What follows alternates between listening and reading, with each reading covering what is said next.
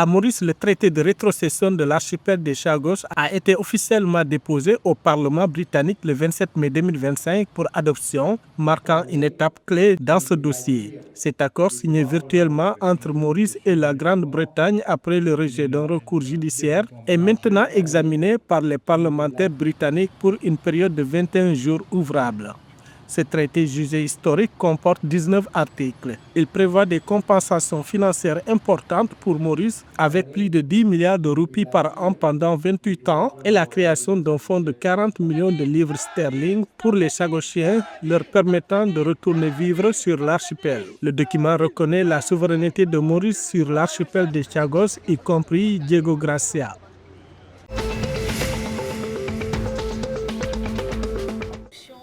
Le président de Madagascar, Andry Rajoelina, a lancé le 27 mai 2025 un appel clair aux investisseurs émiratis lors de l'ouverture du Business Forum Madagascar-Dubaï. Dans son discours, le président Rajoelina a affirmé que Madagascar est prêt à accueillir les investisseurs étrangers, soulignant le fort potentiel économique et les nombreuses opportunités d'investissement de la grande île. Ce forum vise à renforcer les échanges commerciaux et les partenariats stratégiques entre Madagascar et les Émirats. Pour attirer les investisseurs, le président met en avant la stabilité politique retrouvée, les réformes structurelles en cours et la vision de développement durable de son gouvernement.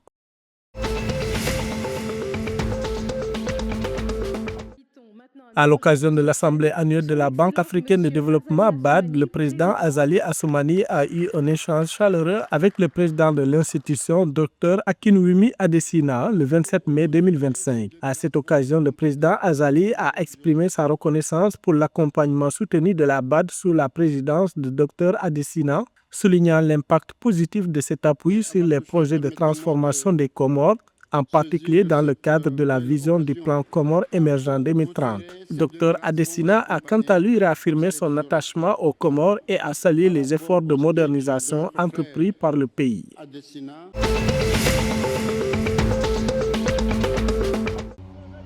La Société nationale d'électricité des Comores, Sonelec, a annoncé le 27 mai 2025 un plan d'urgence pour remédier aux coupures de courant récurrentes, promettant un retour à la normale d'ici mi-juillet. La crise est due à la panne mécanique interne de 2 moteurs reconditionnés livrés en février 2025, réduisant la capacité de production de 20% à Ngazija et 30% à Anjouan. La Sonelec est en négociation avec le fournisseur pour le remplacement sous garantie. Selon la Sonelec, l'objectif est de ne pas laisser les citoyens comoriens plus de 24 heures sans électricité, annonçant l'arrivée d'un nouveau turbo mi-juin à Anjouan et une révision de groupe en juillet.